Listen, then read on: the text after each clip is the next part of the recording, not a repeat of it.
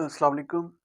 My name is Shafkat Fraz, and you are watching my YouTube channel, which is name of Fraz International Academy (FIA). और आज का जो हमारा topic है वो है जी बीएससी डबल मैथमेटिक या फिर आप एडीएस आप कह सकते हो, एडीएस मैथमेटिक। और उसका जो हमने चैप्टर नंबर 1 स्टार्ट करना है। और उसकी जो बुक का नाम है वो है calculus with analytical geometry. Author का नाम है विद एसएम यूसुफ साहब। एसएम यूसुफ साहब का जो है ना ये बुक है, ऑथर नाम है एसएम यूसुफ साहब और कैलकुलस की बुक है।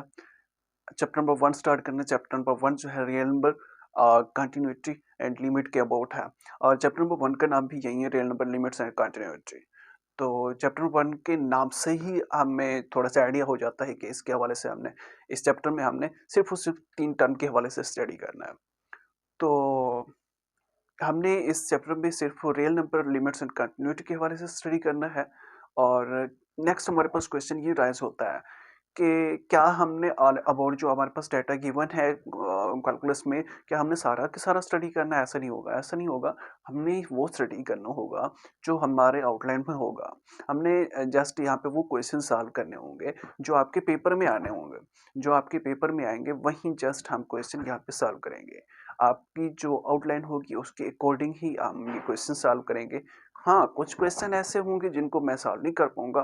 क्यों? क्योंकि वो एज़ इट इज़ होंगे जैसे मैं क्वेश्चन ये कर रहा होऊँगा, तो वो आपको असाइनमेंट के तौर पे दे दिया जाएगा। लेकिन ऐसा कभी नहीं होगा कि वो क्वेश्चन यहाँ पे किया जाए जो आपकी आउटलाइन के अकॉर्डिंग ना हो। तो इस हवाले से आपकी जो कन्फ्यूजन है वो नहीं होना चाहिए। क्या जो हम पढ़ रहे हैं ये हमारी आउटलाइन का हिस्सा है या नहीं? ये आपकी आउटलाइन का हिस्सा ही होगी, आपके अकॉर्डिंग टू आउटलाइन ही होगी। तो आज का जो हमारा टॉपिक है वो है जी question number 40। Question number 40 exercise 1.2। Question number 40 हमने लास्ट टाइम क्वेश्चन नंबर 39 तक कर लिए थे। आज हमने क्वेश्चन नंबर 40 करना है। क्वेश्चन नंबर 40 बहुत ही इंपॉर्टेंट क्वेश्चन है, very very important question according to your past अगर पेपर आप देखें उसके हवाले से भी। और बहुत इंपॉर्टेंट क्वेश्चन है। चैप्टर नंबर 1 में मैं कहता हूँ जी बहुत इम्पोर्टेंट ये है क्वेश्चन है क्वेश्चन नंबर 40। तो इसको सॉल्व करते हैं और वो इसमें कहता है कि इन क्वेश्चन को ना आप इवैल्यूएट करना है ब्रैकेट फंक्शन के रूल एंड रेगुलेशन के मुताबिक। तो फर्स्ट ऑफ ऑल मैं ये चाहता हूँ कि आपको जो ब्रैकेट फंक्शन है उसके हवाले से पता होना चाहिए कि what is the bracket function, actually होता क्या है ब्रैकेट फंक्शन। उसके हवाले से आपको पता होना चाहिए कि ब्रैकेट फंक्शन में हमने करना क्या है, ब्रैकेट फंक्शन की डेफिनेशन क्या है, ब्रैकेट फंक्शन में प्रोसेस होता क्या है, ब्रैकेट फंक्शन बजाते खुद क्या है। तो ब्रैकेट फंक्शन के हवाले से हमने थोड़ा सा एक डेफिनेशन है उसको देखते हैं। उसके बाद हम अपने क्वेश्चन और जो क्वेश्चन नंबर 40 है इंशाल्लाह हम इसके जो 4 पॉइंट्स हैं कंप्लीट के कंप्लीट ही इंशाल्लाह हम यहाँ पे करेंगे। वो कहता है कि bracket function a function F वो फंक्शन जिसकी जो डोमेन और जो रेंज है वो क्या होनी चाहिए, रियल नंबर होनी चाहिए।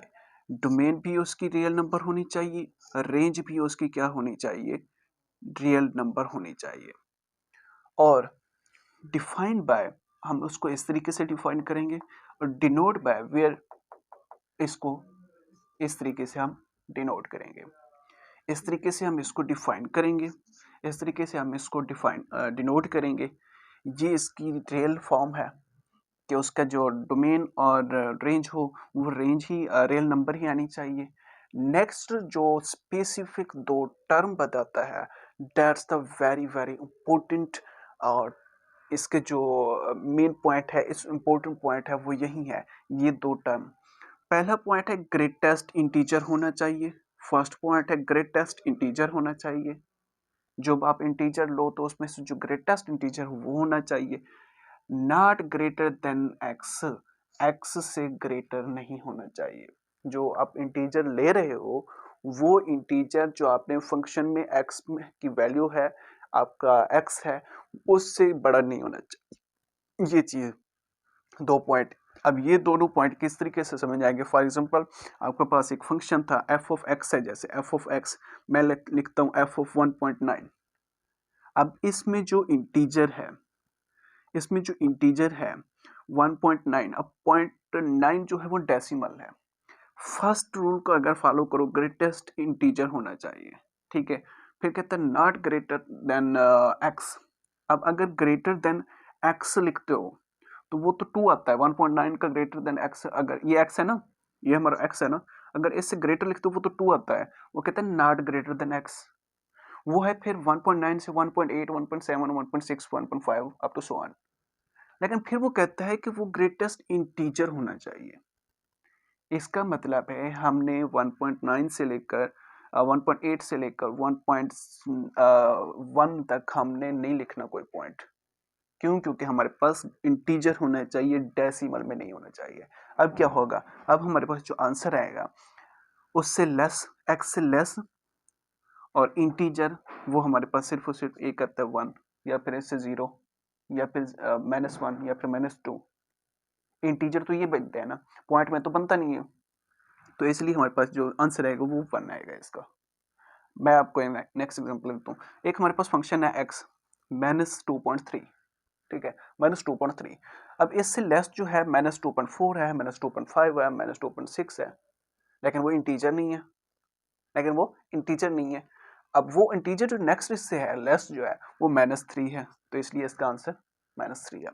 अब जो रिजल्ट निकलता है, इन दो एग्जांपल से रिजल्ट निकलता है, इन डेफिनेशन से जो रिजल्ट निकलता है वो ये निकलता है कि आपके पास अगर एक x है वो लेस देन 1 है, ठीक है, उसका जो ब्रैकेट फंक्शन होगा, अब उससे लेस, 1 से लेस 0.9 भी है, 0.8 भी है, 0.7 भी, अप टू सो ऑन, लेकिन वो इंटीजर नहीं है। तो इसलिए जो लेस होगा, x से जो लेस होगा वो क्या होगा, 1 से जो लेस होगा वो नेक्स्ट इंटीजर क्या होगा, 0 होगा। नेक्स्ट अगर वो कहता है कि x लेस है 2 से, x लेस है 2 से, तो फिर उसका जो नेक्स्ट इंटीजर होगा वो 1 होगा। हालांकि बहुत है, 1.1 है, 1.2, 1.2 अब तो 100 है, लेकिन इंटीजर जो है वो क्या है, 1 है। नेक्स्ट हम चलते हैं, अगर 3 है तो वो नेक्स्ट उसका 2 होगा। तो इसी तरीके से आपने इसको ब्रैकेट फंक्शन को अपने जहन में बिठाना है, और इस ब्रैकेट फंक्शन को अपने जहन में बिठाते हुए फिर हमने नेक्स्ट अपनी एक्सरसाइज 1.2 का क्वेश्चन नंबर 40 को सॉल्व करेंगे। क्वेश्चन